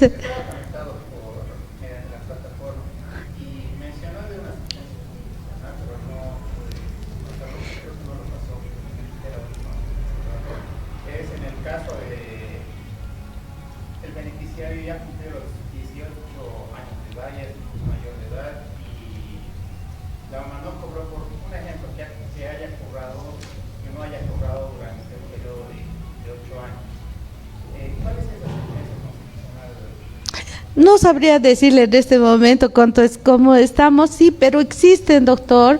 Primero las que yo he mencionado en las diapositivas, una es relativa justamente a los requerimientos que el Tribunal Constitucional ha determinado de que se tienen que considerar y ver que estos requerimientos básicos, o sea, los de alimentación, vestimenta, salud, educación y recreación, son derechos, son requerimientos de vida.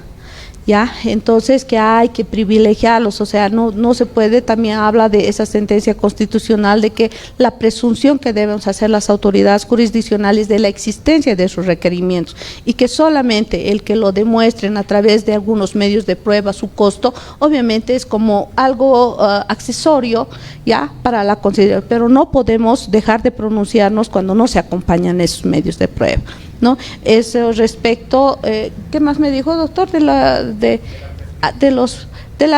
Ahora de la prescripción, pues hay dos sentencias constitucionales, estamos nosotros pasando unos cursos de capacitación, lo puedo hacer llegar si gustan, pero existen dos sentencias constitucionales, una que incluso decía de que y como que habían estado practicando esto en algunos distritos, donde la cesación de la asistencia familiar, por ejemplo, llega a los 25 años y desde ya lo están cesando los jueces de oficio y no corresponde porque es un derecho personalísimo ya del beneficiario. La asistencia familiar es irrenunciable, en consecuencia se estaría yendo contra aquello. Otra cosa es de que del que yo conocía de esa sentencia constitucional del respecto a la prescripción era en aquellos casos en los cuales ya era calificada la asistencia familiar, o sea, se habría presentado una liquidación y esa liquidación ya, ya estaba determinado un monto y durante casi 10, 15 años, 20 años no la han cobrado. Ya, entonces el obligado cuando viene, y hay litigantes, la verdad de que vienen, yo he tenido un caso, por ejemplo, después de 45 años, ha venido y ha pedido la asistencia familiar que había estado liquidada, ¿no? Y entonces de esa manera conocí también ese caso porque se corrió traslado, ¿ya? Y fue de que el señor tenía 45 años, me estoy equivocando, pero ya después de casi que había pasado más de 10 años, el señor ya tenía familia y todo eso, estaba viniendo de la Argentina y justamente he considerado esta sentencia en la que decía de que la asistencia familiar se ha desnaturalizado, ¿no? La asistencia familiar es para que cubra los requerimientos básicos del ser humano, ¿ya? Y no se le puede dar otra finalidad y el que no la necesita no la exige. Entonces bajo esos parámetros ha dicho de que esa asistencia familiar, no el derecho, sí el monto, prescribe a poder cobrar ese monto, pero no así el derecho porque es irrenunciable. ¿Ya? No sé si le he contestado, doctora.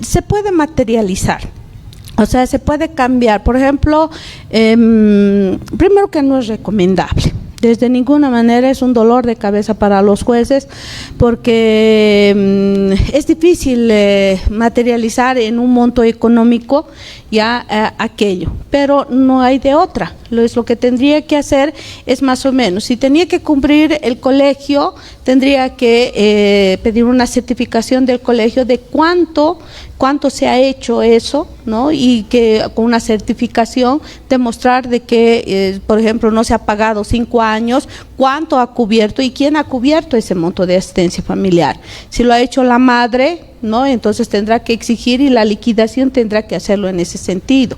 Pero previamente siempre es bueno correr el traslado, ¿no? O sea, que pedir a la juez o al juez que conoce la causa de que no se ha cumplido, que ha sido en especie y que en todo caso se pronuncie el obligado, ¿no? Entonces el obligado dirá, yo he presentado, yo he acompañado, yo tendrá que justificar, ¿no? Si es que ha cumplido de alguna manera. Pero si no lo ha hecho y no hay otra, ya mejor, y sí es mejor siempre en una audiencia de conciliación determinar, o sea, sacarlos el equivalente, ¿no? Como de los pañales o los latas de leche que hacemos, o sea, nosotros pedimos una certificación que nos certifiquen cuánto costaba la lata de leche, por ejemplo, el 2015.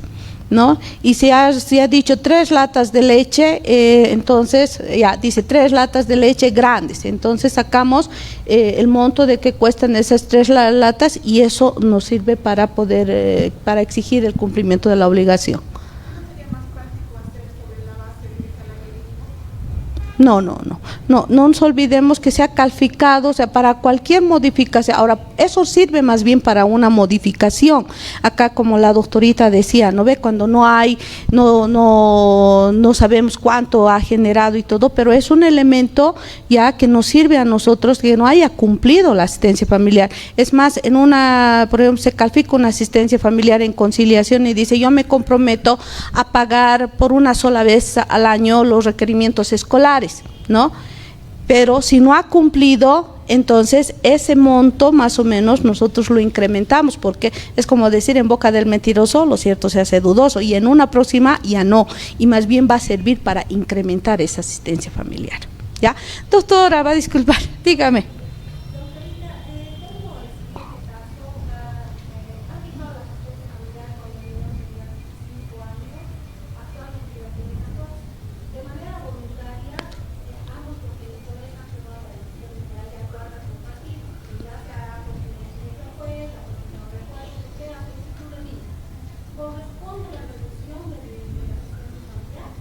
No, primero tiene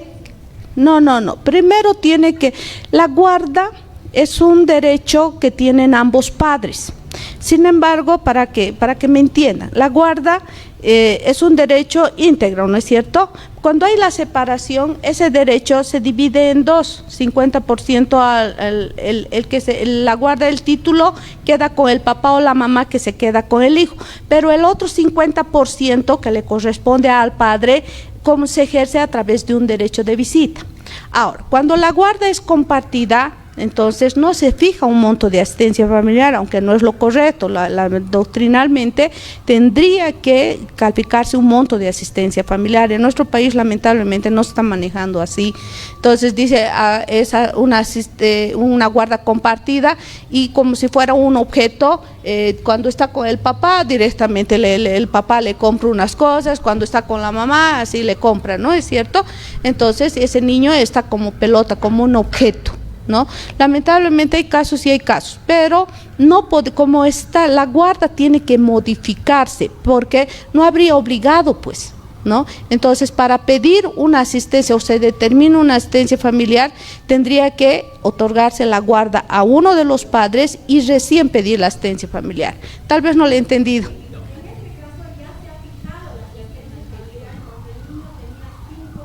Ya. Ya. Ya.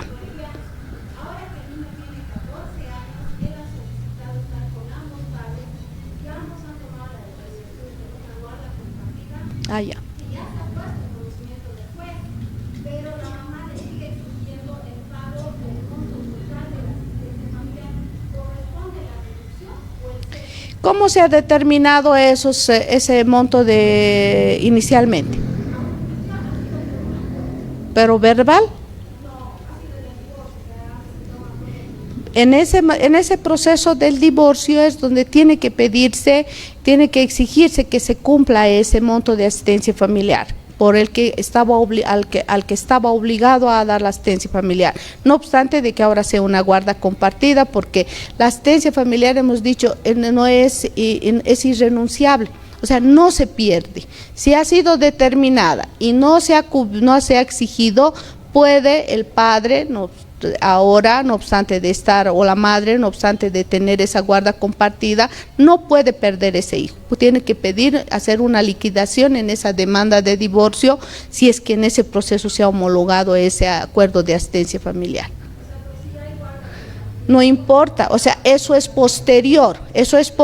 La guarda compartida, hasta la fecha en que ha sido la guarda compartida, esa asistencia familiar ha corrido y no puede perderla el hijo. Entonces tiene que ser.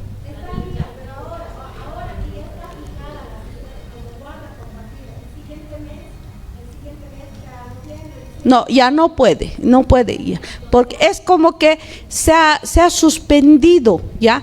Ahora, lo correcto, ¿sabe qué? Puede haber una doble y hasta por mala fe, ¿ya? Lo que tendría que hacer es el padre, ambos, comunicar al juzgado donde se ha llegado a este acuerdo, comunicar al juez, y que a partir de esa fecha de que es el acuerdo, los dos están con la guarda, se suspenda.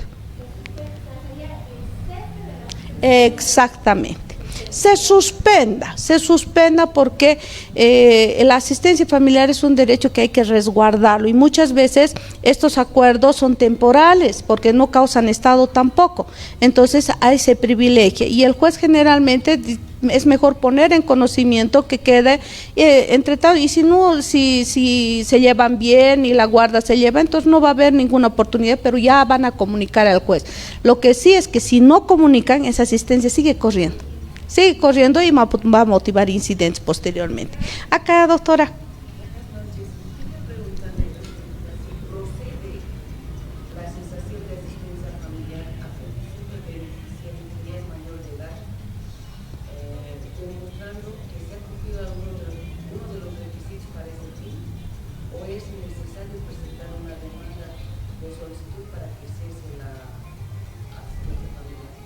Querida doctora, la asistencia familiar siempre tiene que cesarse con una determinación judicial, obviamente, porque como ha sido determinada judicialmente, tiene que también cesar a través de una resolución. Y bueno, el derecho es personalísimo, y si el beneficiario dice yo ya no quiero asistencia familiar, puede solicitar, pero tiene que ser con su voluntad, ¿no? Lo común es que más bien sean los obligados los que piden la cesación, ¿no? Y corremos traslado, y hay veces más bien la otra parte dice ya, si yo estoy de acuerdo, ya no necesito la asistencia familiar, entonces directamente, como además me olvidaba que las modificaciones se tramitan conforme resolución inmediata. Este procedimiento, solo en el caso que sea necesario, el juez fija una audiencia de juicio oral, puede hacerlo directo. Por eso es en los casos en los cuales, si no hay oposición de la parte demandada, que sería el beneficiario, directamente el juez puede disponer y a dictar la resolución sin audiencia. Pero generalmente se hacen las audiencias también porque ha habido oposición. Si hay una respuesta que se opone, entonces es necesario que el juez, bajo el principio del debido proceso, tenga que señalar esa audiencia. Y otra cosa, no hay procedimiento, no está regulado el procedimiento de resolución inmediata. Como no está previsto, entonces acudimos al auxilio del artículo 440 para desarrollar esa audiencia. ¿Ya? ¿Se puede solicitar que sea de fecha pasada, que la cesación que sea de tiempo no, la cesación es a partir de la fecha en que se pronuncia la resolución. aunque el beneficiario obligado por Puede ser de que si diremos estaba una asistencia familiar y hace una liquidación, hay una liquidación, el obligado puede decir, no, yo solamente voy a exigir este monto de asistencia familiar hasta esa fecha. Pero si no lo hace, esa asistencia familiar no se puede perder y la tiene que exigir. ¿Ya? Bueno, listo, creo. Ya. Cuando un juez ha fijado, digamos, una asistencia familiar de tipo liviano y las partes se ponen de acuerdo, ¿puede reducir como un acuerdo transaccional esa asistencia? Sí, pueden hacerlo, sin embargo, tiene que estar bien justificado, porque no nos olvidemos que incluso la asistencia familiar, el desistimiento no procede. Tenemos que, como es un derecho fundamental y más aún si se trata de menores, se pone en conocimiento de la Defensoría. La Defensoría tiene que autorizar, hace una verificación, si generalmente nos hemos vuelto a la vida en común y no, tiene que verificar. Lo mismo hacemos los jueces cuando vemos acuerdos, ¿no? Pero tenemos que ver que no le, de alguna manera le vaya a afectar, porque si es demasiada la asistencia familiar, o sea que se está rebajando, entonces bueno, nos tiene que llamar la atención, ¿ya? Pero bueno, está así. Ya, la ultimita. En los casos de las asistencias devengadas, que ya se ha hecho la liquidación, se ha hecho una observación a la liquidación, y en ese tramo el obligado fallece, ¿qué pasa con esa asistencia familiar devengada? ¿A quién se le debe cobrar o quién tiene la obligación de cubrir o directamente se le... Es personalísima la obligación, entonces no se puede. Muere el obligado y muere. ¿Y de quién la culpa? Hemos dicho. Doctorita, que tengo un proceso en el juzgado del autor y nos han aprobado la... ¿Y quién va a pagar, pero? ¿A quién le van a exigir? Eso es lo más misterioso, que en audiencia ni siquiera nos ha dicho la juez a quién se va a cobrar. Pero el momento en que ustedes ejecuten, ¿a quién van a ejecutar? O sea, es en vano. ¿Perdón? Tal vez podría ser, no está descabellado aquello, ¿no? Podría ser. Claro, podría ser, pero no nos olvidemos de que cuestión de bienes, por ejemplo, está por la filiación, tenemos el derecho sucesorio. Entonces, por ese lado, pero creo que la obligación de la asistencia así nomás es personalísima, en consecuencia tendría que nomás habérsele exigido al obligado, pero no estaría de más, con una buena argumentación tal vez podría ser, ¿ya? Bueno, yo les agradezco a todos por su presencia primero y por haberme atendido. Gracias. Bueno, muchas gracias, doctora, muchas gracias a todos los presentes. Bueno, también los invitamos a que puedan seguir siendo parte de este tipo de eventos académicos que estamos realizando por el mes del abogado. Vamos a tener cursos los días lunes, miércoles y viernes todo el mes de octubre, excepto este viernes, que es la fiesta por el Día del Abogado. Así que nuestro siguiente curso sería el día miércoles, Bien, hasta luego, muchas gracias.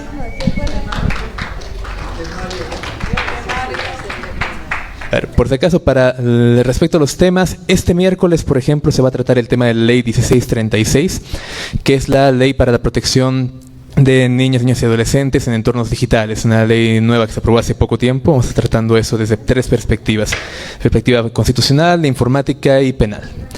Bien.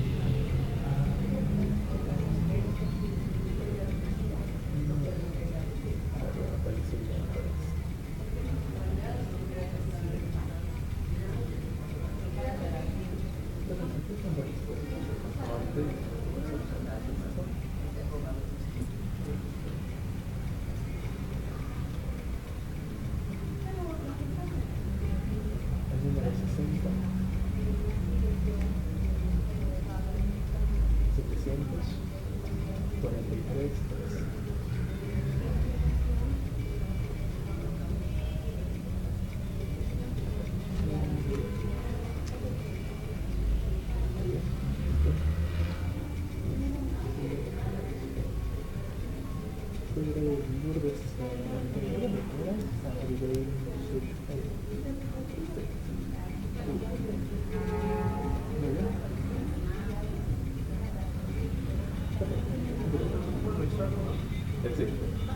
certificado de inseguridad?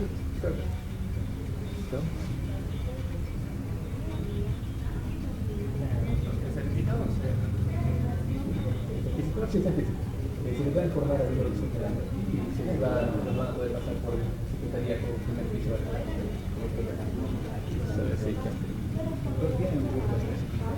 Ah, doctor, ¿le puedes decir a mi colega, por favor, no?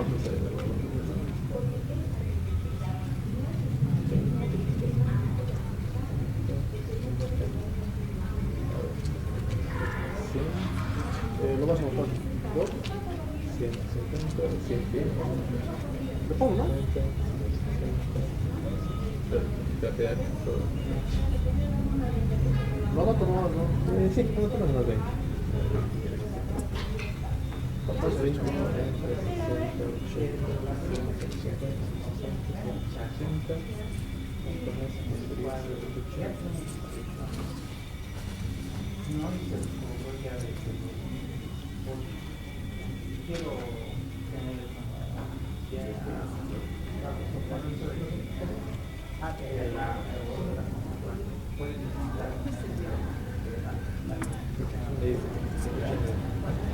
Para estar en el curso, ¿me puedes mandar un mensaje? ¿Tienes el certificado? Sí. Por favor, número 60, 700, 433. ¿Cómo lo guardo? Es de la Escuela de Principios Jurídicos. Tengo número de internet, el número de celular.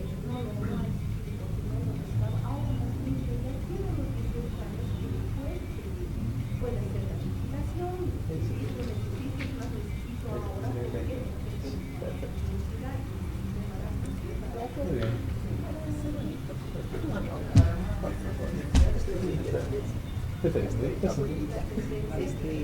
María José.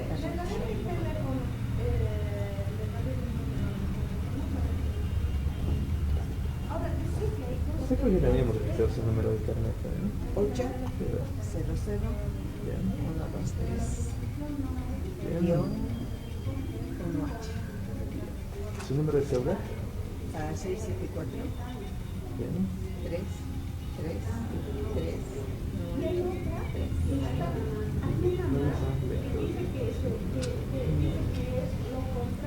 me vas a hacer firmar. En este caso, nos vamos a notar No sé dónde voy a firmar. Está bien, no hay problema.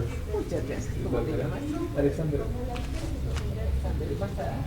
¿Dónde se creemos? ¿Cómo se llama? Le pasa a poder estar con secretaría directamente. En esta semana se dio bien más media va a estar, porque vamos a avisar al número de celular que están teniendo. Ah, perfecto. ¿Y el miércoles cuándo viene el tema? El miércoles de la ley 1636 es ley de protección para la protección de niños y los adolescentes en entornos digitales. No, o Se ha visto el mes pasado. Está bien, ya. Muchas gracias. Está bien.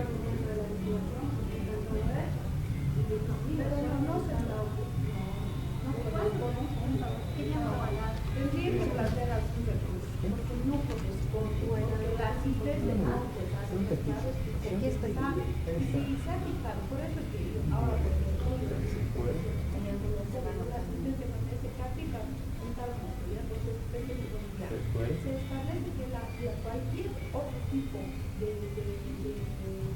acuerdo respecto a la asistencia familiar que no sea, que no se cumpla de la forma que es en una cuenta y todo eso, es exclusiva de responsabilidad fiscal, ¿no? Y también cuando se hace la liquidación, la parte de mandado tiene que acompañar el gasto de la cuenta familiar.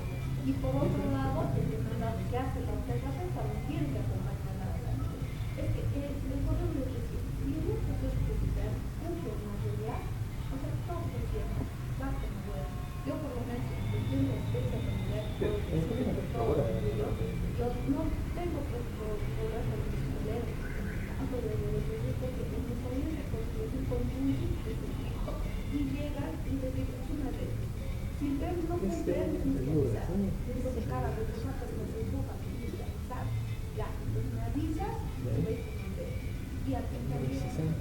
700, 433, 433.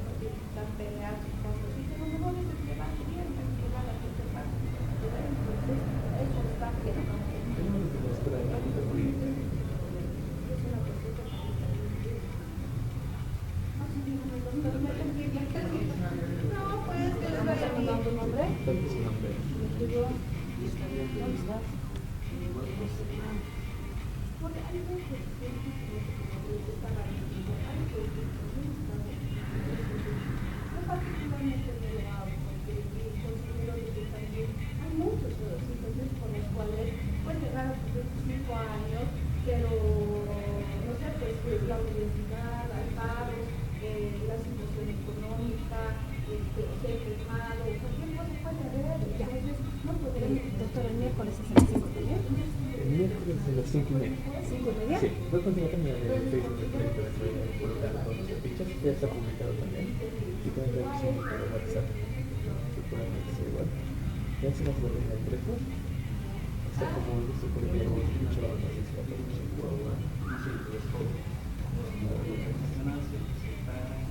también, yo sé que la voy a escuchar mucho. En esta conexión, después de la grabación de la ahora. Y este es el como que se queda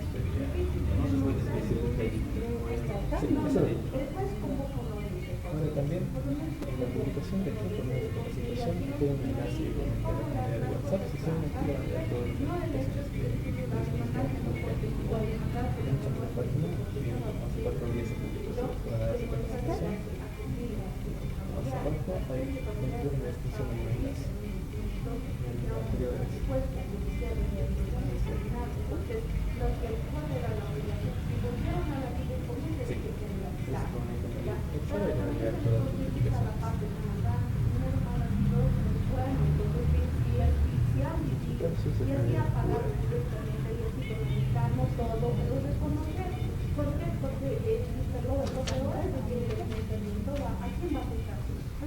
Se van a enojar ellos más de lo que no y peor van a empezar a pelear, siguen gastando dinero.